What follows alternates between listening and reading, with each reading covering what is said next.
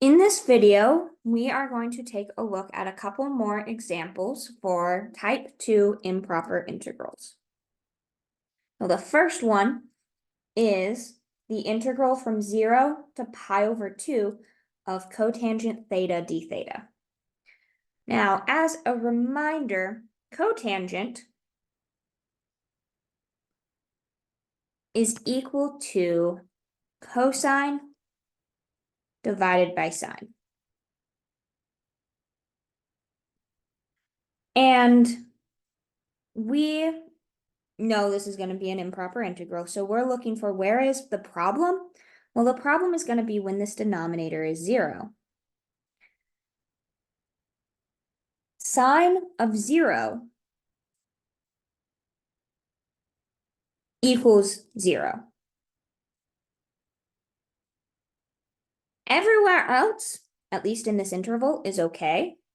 I can do sine of pi over 2. That's just 1. But we have that problem at 0. So first step for an improper integral, turn it into a limit. So the issue is 0, it's the lower bound. So being a lower bound, we use a right-hand limit of t to pi over 2 cotangent theta d theta. I'm actually going to switch this out to cosine and sine. We know the limits appropriately,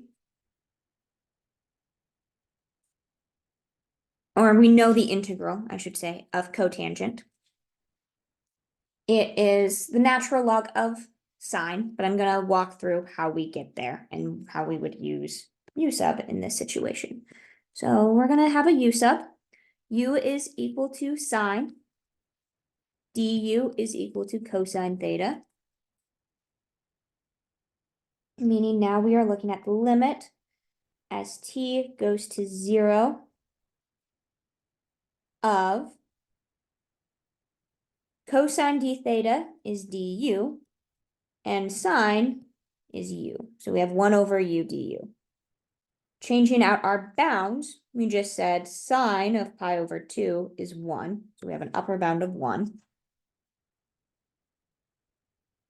And when I plug t into our substitution, we get sine of t.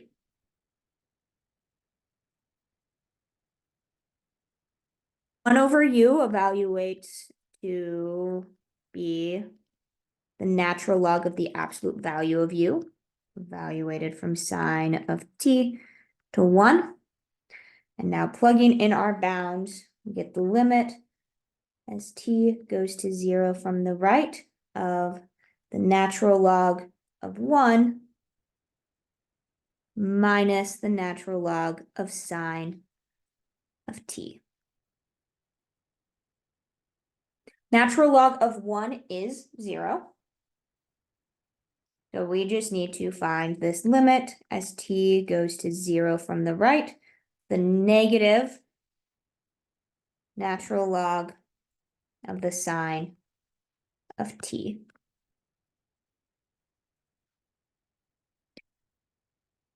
Now, because the natural log is continuous on the right of 0, we want to find what is that limit of sine. So sine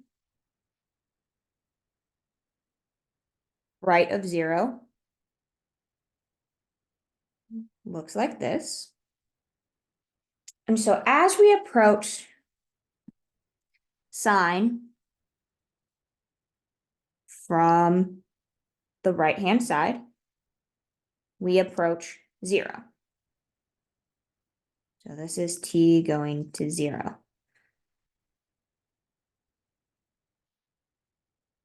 So sine is going into 0. So as sine goes into 0, the natural log is getting closer and closer to 0.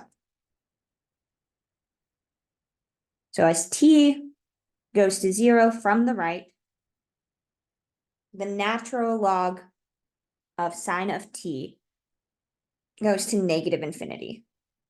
Negative infinity is infinity, because there's a negative out here.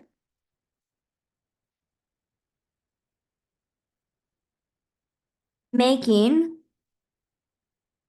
this integral diverge. It does not go to a finite number. So the integral from 0 to pi over 2 of cotangent theta d theta diverges.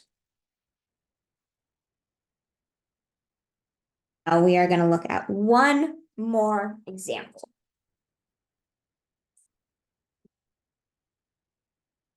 The last example is negative 1 to 1 of 1 over x dx. Negative 1 is fine. 1 over negative 1 is negative 1. The upper bound of 1 is also fine. 1 over 1 is 1. So my upper and lower bound are not my problem. However, we can't plug in 0. And 0 is between negative 1 and 1. So 0 is the problem, meaning we can split this into two integrals of negative 1 to 0, 1 over x dx, plus the integral from 0 to 1, 1 over x dx.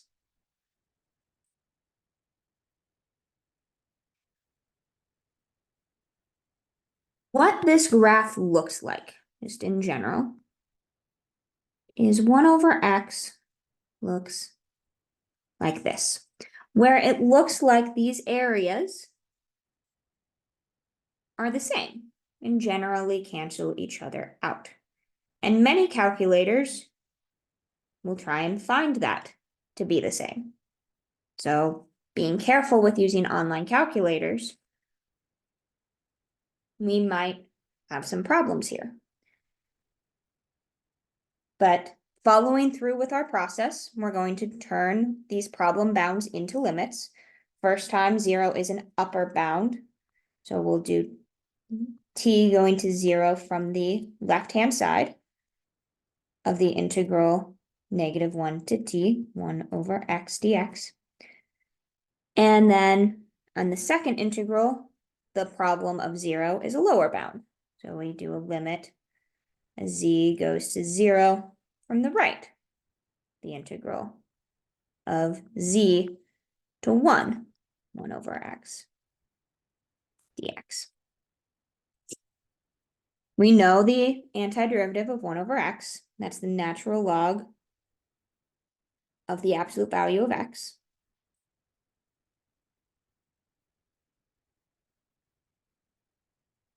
From negative 1 to t plus, repeat that, but this time from z to 1, and we plug in those bounds. We get the limit as t goes to 0 from the left of the natural log of the absolute value of t minus the natural log of the absolute value of negative 1 plus plugging in the upper bound on the second limit is the natural log of 1 minus the limit as t goes to 0 from the right of the natural log of z.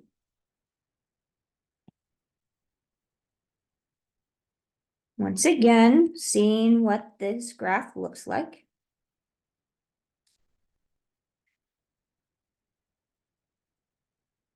We know that the natural log of 1 is 0. So both of these are the natural log of 1, so they're both 0.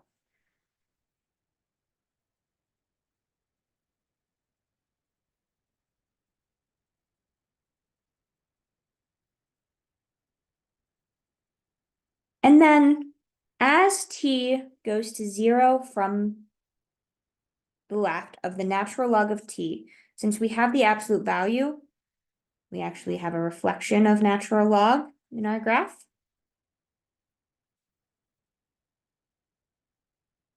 So as we approach 0 from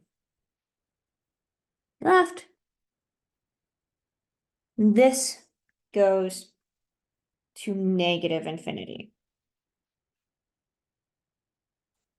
This piece, I'll use a different color, is going to 0 from the right-hand side. Also goes to negative infinity. So we get negative infinity plus infinity, is there a minus and negative, but we don't actually know if negative infinity plus infinity is 0 or if one of those infinities is bigger. They ultimately don't cancel each other out. So this is still an infinity showing up, meaning this integral actually diverges. So negative 1 to 1 of 1 over x integral diverges. If we looked at one of these tiny pieces, so if we just looked at this integral, we would only be following the second half of the problem, which the second half of the problem does not have the negative infinity to cancel it out. It only would come to positive infinity. So if we have a smaller piece that's an integral that diverges, doesn't matter if I add something else on that might cancel it, it will still diverge. So the fact we got two infinities really makes it diverge, but ultimately just one of these infinities, if we followed either the right-hand side or the left-hand side of this problem, since the integral from 0 to 1 of 1 over x dx diverges, we cannot add some more area on and suddenly make it converge. So this integral diverges.